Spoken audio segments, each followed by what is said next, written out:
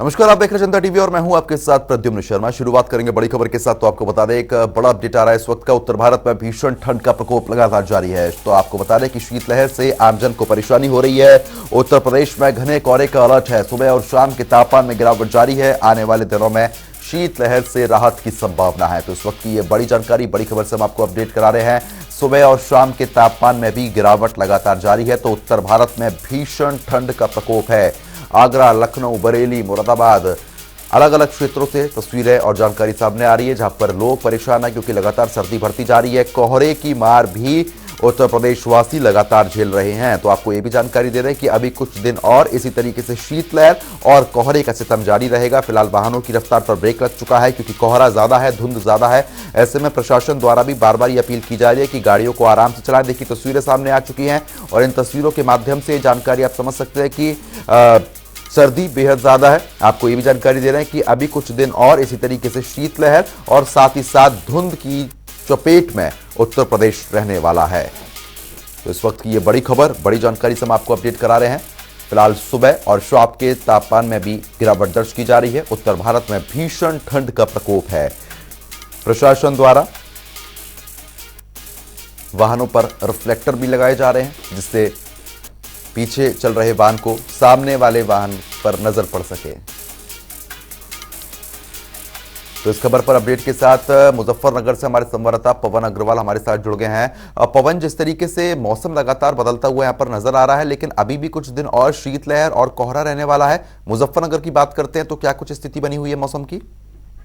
वर्धमान में आप Muzaffarnagar yellow zone में है और इस तक पूरा इतना जबरदस्त है कि बाहर से आने वाले स्टूडेंट, व्यापारी और आम लोगों को बड़ी दिक्कत हो रही है। और कोहरे के कारण अभी तक कोई बड़ी जान माल की कोई घटना मुजफ्फरनगर में सामने नहीं है, लेकिन कोहरा बहुत जबरदस्त है और लोग अलाव जलाकर ठंड से बचने की कोशिश कर रहे हैं वर्तमान। और ये लगातार ये पूरा जनवरी इस तरह का पूरा महीना रहेगा कोहरे का, ठंड का। और इससे पहले भी लगातार येलो जोन में मुजफ्फरनगर रहा है, दूसरे तीसरे नंबर पर रहा है ठंड के मामले में वर्तमान। और लगातार ठंड इतनी जबरदस्त है कि लोग घरों से बाहर निकलने में भी डरते हैं कि कहीं ठंड ना लग जाए। इस वक्त व्यापारी आज एक पेट यहाँ पर लगती है मुजफ्फरनगर के अंदर, जैसी हालांकि जैसी तादाद यहाँ भीड़ की होती है 11 बजने को है, लेकिन उस तरह की भीड़ यहाँ नहीं है। केवल व्यापारी बैठा हुआ है अपने ग्राहकों के इंतजार में। जो भीड़ होनी चाहिए वो भीड़ बिल्कुल भी नहीं है वर्तमान, खाली पड़ा है बाजार 11 बजे तक। जबकि ये प्रसिद्ध एक पेट बाजार जो शनिवार हफ्ते में एक बार लगता है और केवल भीड़ रहती है, लेकिन वो भीड़ नहीं है, केवल ठंड की वजह से। व्यापारी भी टुकड़ा सिमटा हुआ है और ग्राहक के इंतजार कर रहा है कि कब ग्राहक आए और हम लोग अपनी दुकानदारी करें। बिल्कुल ठंड का बिल्कुल कहीं ना कहीं ये देखने को मिल रहा है कि आपके पीछे भी जो मार्केट लगा हुआ है उसमें ग्राहक ही नहीं है क्योंकि सर्दी लगातार बढ़ती जा रही है। लेकिन पवन, अगर अलाव की बात करें तो प्रशासन द्वारा लोगों को अलाव मुहैया कराया जा रहा है क्या? ये वर्तमान मुजफ्फरनगर के अंदर 12 जगह रेन बसेरे बने हुए हैं और जगह जगह चौराहों पर अलाव की व्यवस्था प्रशासन नगर पालिका द्वारा की गई है। जो सुबह से रात तक, देर रात तक अलाव जलता है और चौहार चौराहे पे हम अलाव की व्यवस्था प्रशासन द्वारा हम लोगों ने देखी हुई है। रैन बसेरे बने हुए हैं। आने जाने वाले जो व्यापारी उनके लिए शेल्टर हाउस बनाए गए हैं जो रात को ठंड से बचाव के लिए रुक सके। प्रशासन की व्यवस्थाएं खैर मुजफ्फरनगर में अच्छी है और शहरी क्षेत्र के साथ साथ जो देहात क्षेत्र है उसके अंदर भी रैन बसेरे और अलाव की व्यवस्था नगर पालिका प्रशासन और नगर पंचायत द्वारा की गई है। ठीक है, बने रहिए हमारे साथ। लखनऊ का रुख कर लेते हैं। हमारे संवाददाता अनूप भी हमारे साथ लगातार बने हुए हैं। अनूप, जिस तरीके से मौसम लगातार बदल रहा है, खासतौर पर अगर उत्तर प्रदेश की पूरे की बात करते हैं तो धुंध और कोहरे की चपेट में है उत्तर प्रदेश। अगर लखनऊ की बात करें, लखनऊ में क्या कुछ स्थिति बनी हुई है मौसम की?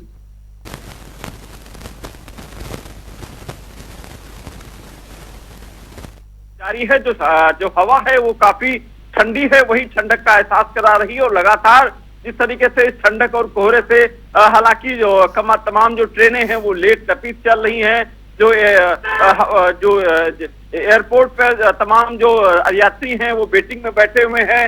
जो बस स्टेशन पर जो बसें हैं वो काफी लेट लपीट चल रही है। और सबसे बड़ा जो बुरा हाल है, जो बुजुर्गों की बात करें वो उनके अंदर, क्योंकि जो ठंड का जो मौसम होता है वो बुजुर्गों के लिए नुकसानदायक होता है और खासकर बच्चों के लिए।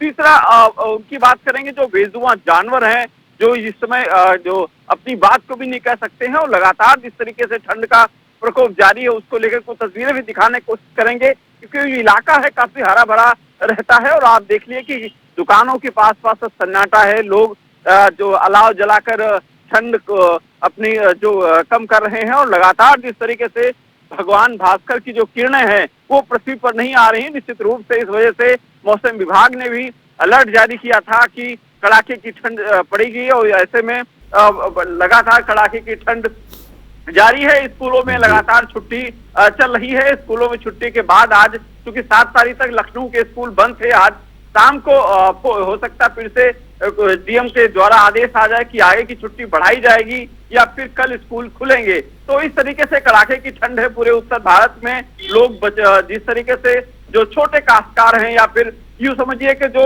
रोज कमाने रोज खाने वाले मजदूर हैं, उनके लिए भी कहीं न कहीं संकट खड़ा हो चुका है, क्योंकि वो जब ऐसी ठंडक में काम करना बहुत ही मुश्किल होता है। ऐसे ठंडक में लोग काम भी कम कराते हैं, क्योंकि जब बिल्कुल, लेकिन अनूप, जिस तरीके से पारा लगातार गिरता हुआ नजर आ रहा है, क्योंकि पारा लगातार गिरता जा रहा है, अगर लखनऊ की बात करें या अलग अलग क्षेत्रों की बात करें, रेन बसेरों की अगर बात करते हैं, जो लोग बेसहारा हैं, उनके लिए क्या कुछ व्यवस्था यहाँ पर की गई है?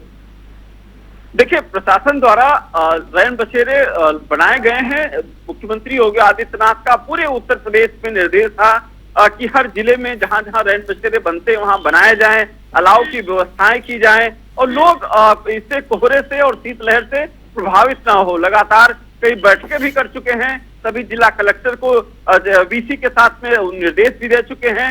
लेकिन हकीकत में अगर देखा जाए तो अलाव की व्यवस्थाएं लोग अपनी सुविधा से कर रहे हैं, लोग अपने पैसे से कर रहे हैं ठंड बचने के लिए। लेकिन अभी रात में मैंने देखा था कि वो लखनऊ की महापौर संहिता भाटिया निरीक्षण पर निकली थी और तमाम। चलिए ठीक है, आपके पास दोबारा तुरंत लौट रहा हूं और आगरा कर लेते हैं। हमारे संवाददाता प्रदीप रावत भी हमारे साथ जुड़ चुके हैं। प्रदीप, जिस तरीके से आगरा का पारा लगातार गिरता हुआ नजर आ रहा है, फिलहाल क्या कुछ व्यवस्था वहां पर देखने को मिल रही है और मौसम अभी कैसा बना हुआ है?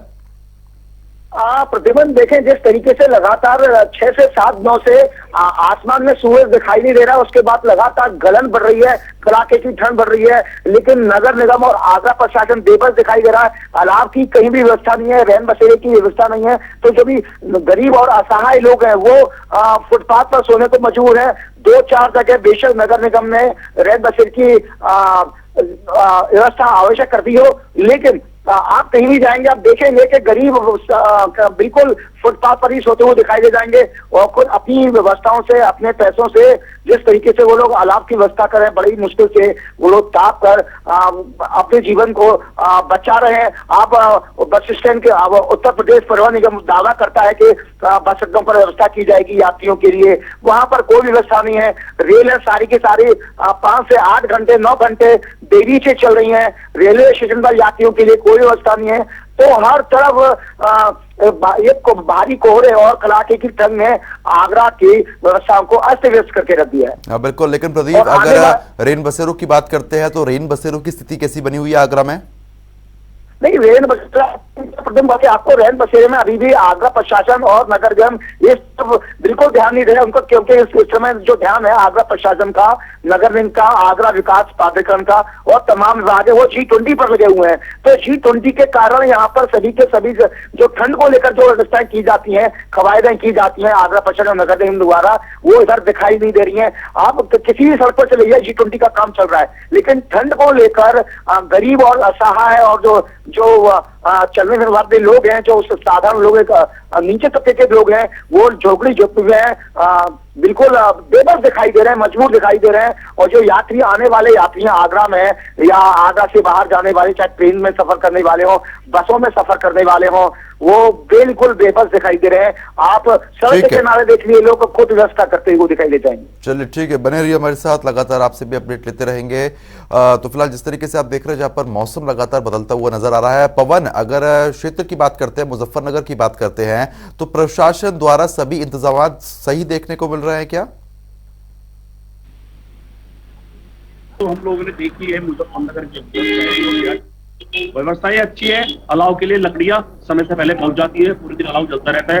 भाई रैन बसेरों की बात करें तो मुजफ्फरनगर कई नए रैन बसेरे भी अपडेट किए हैं। जो पहले रैन बसेरे में जो लोग सड़कों पर पड़े रहते हैं, जो गाड़ियों में या ट्रेनों में सामने वाले होते हैं, मजदूर लोग, उनके लिए उन्हीं जगह जहां वो रह रहे हैं उनकी जगह उनके लिए रैन बसेरे प्रशासन ने बनवाए हैं, तैयार कराए हैं, और उसके बाद शेल्टर हाउस भी कई तैयार है। ठीक है, चलिए ठीक है पवन और प्रदीप, आपका बहुत बहुत शुक्रिया।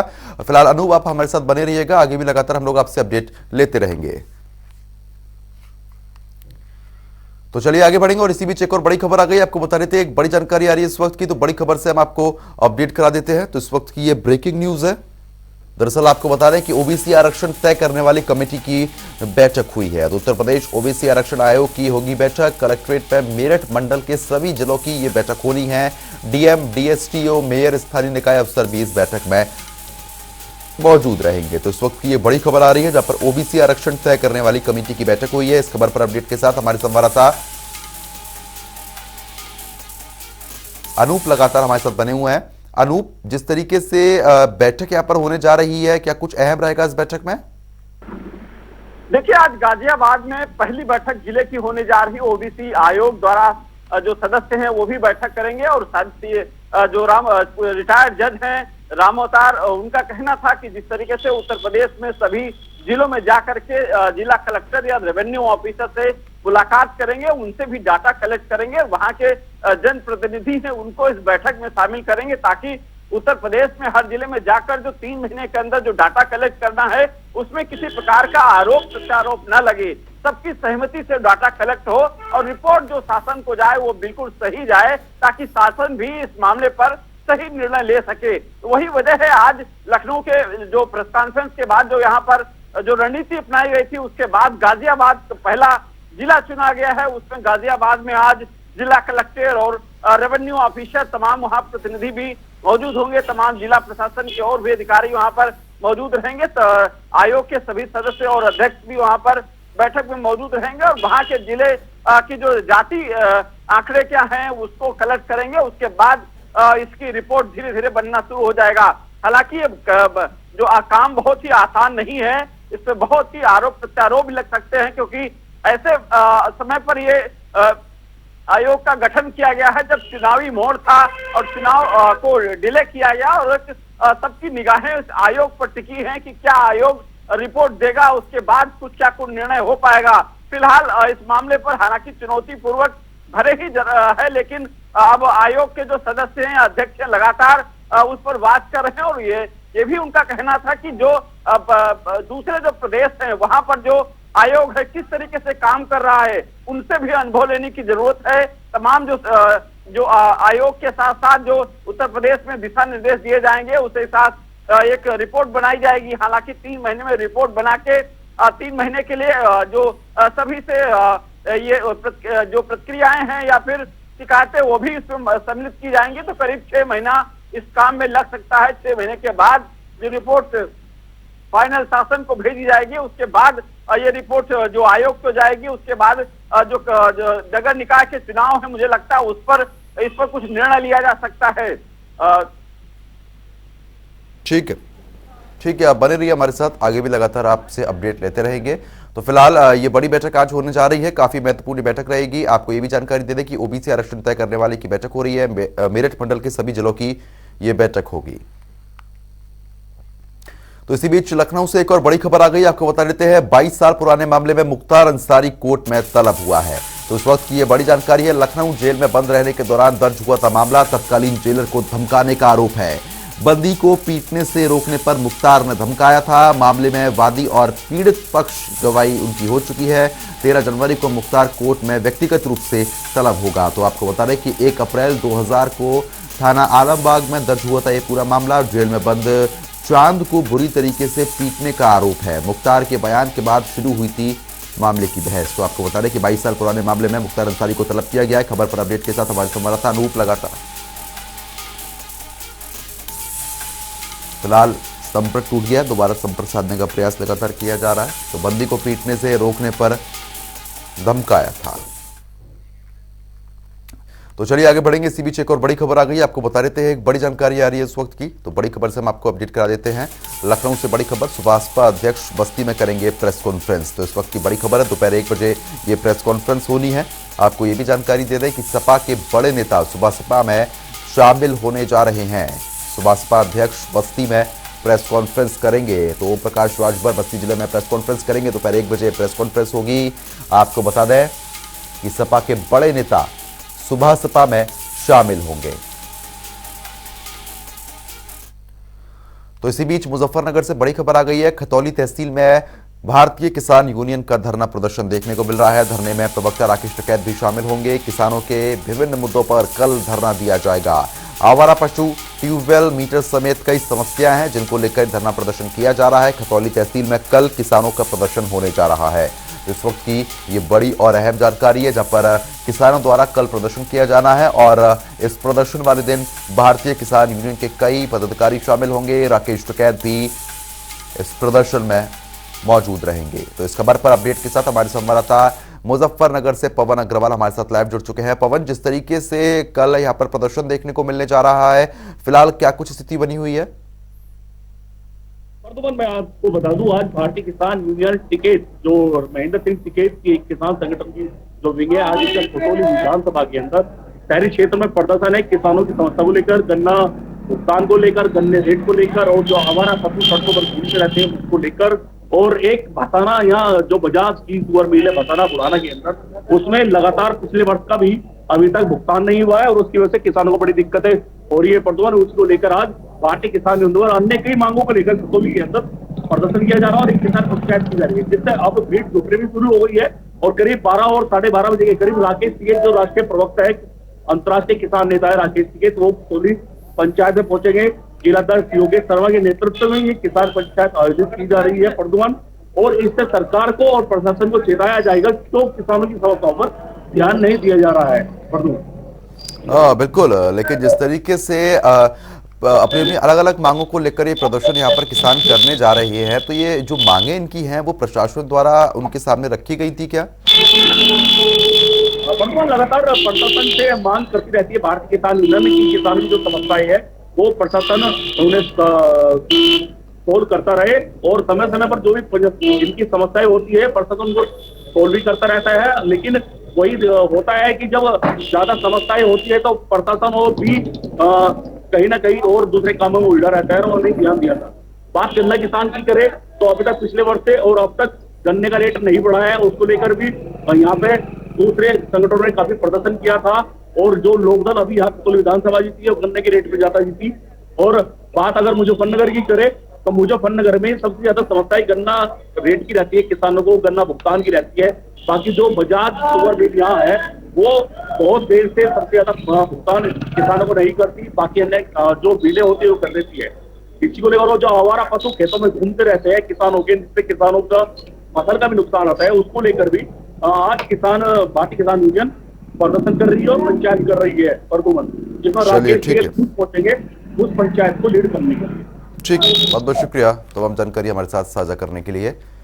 तो फिलहाल जिस तरीके से आपने देखा, यहाँ पर धरने में राकेश टिकैत भी शामिल होंगे, साथ ही साथ कल ही धरने यहाँ पर देखने को मिलेगा। अपनी अलग अलग मांगों को लेकर ये प्रदर्शन यहाँ पर किसानों द्वारा किया जाएगा। दरअसल अपनी अलग अलग मांगे हैं, ट्यूबवेल, आवारा पशु जो कि फसल को खराब कर देते हैं, तमाम चीजों को लेकर ये प्रदर्शन यहाँ पर किया जाएगा, जिसमें राकेश टिकैत भी शामिल होंगे।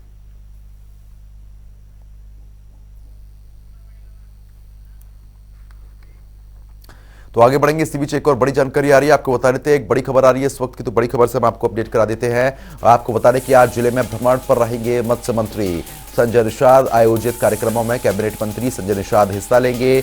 मत्स्य मंत्री अलग अलग कार्यक्रम में शिरकत करेंगे। आपको बता दें कि संजय निषाद के आगमन को लेकर तैयारी पूरी हो चुकी है और साथ ही साथ प्रशासन भी अलर्ट पर है। सुरक्षा के लिहाज से भी कड़े इंतजाम यहाँ पर किए हुए हैं। इस वक्त की ये बड़ी जानकारी है, बड़ी खबर से हम आपको अपडेट करा रहे हैं।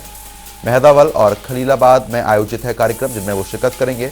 मंत्री के आगमन को लेकर प्रशासन अलर्ट हो चुका है और साथ ही साथ तैयारी भी पूरी है। आज जिले में भ्रमण पर रहेंगे मत्स्य मंत्री संजय निषाद। आयोजित कार्यक्रम में संजय निषाद हिस्सा भी लेंगे। कई कार्यक्रम हैं जिनमें वो शिरकत भी करेंगे।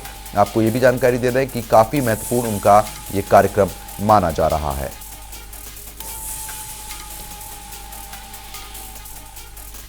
तो आगे बढ़ेंगे, इसी बीच एक और बड़ा अपडेट आ गया। आपको बता देते हैं, एक बड़ी जानकारी आ रही है इस वक्त की, बड़ी खबर से हम आपको अपडेट करा देते हैं।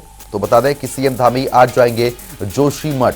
तो इस वक्त की ये बड़ी खबर है, करीब 12 बजे जोशीमठ के लिए मुख्यमंत्री पुष्कर सिंह धामी रवाना होंगे। सरकार ने प्रतिमाह 4000 देने का किया है फैसला। तो आपको बता दें कि बेघर परिवार को 6 महीने तक ये राशि दी जाएगी। इस वक्त की ये बड़ी खबर, सीएम धामी आज जोशीमठ जाएंगे। तो काफी महत्वपूर्ण उनका ये दौरा माना जा रहा है। आपको ये भी जानकारी दे दें कि बेघर परिवारों को 6 महीने तक की राशि दी जाएगी।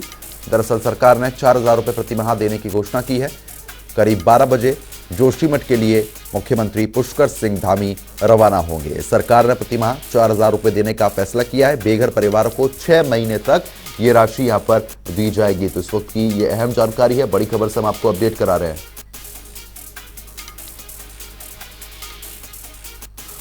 तो इस खबर पर ज्यादा अपडेट के साथ हमारे संवाददाता अजीत कंबोज हमारे साथ जुड़ चुके हैं। अजीत, जिस तरीके से मुख्यमंत्री पुष्कर सिंह धामी आज जोशीमठ जाने वाले हैं, क्या कुछ उनके और कार्यक्रम रहेंगे?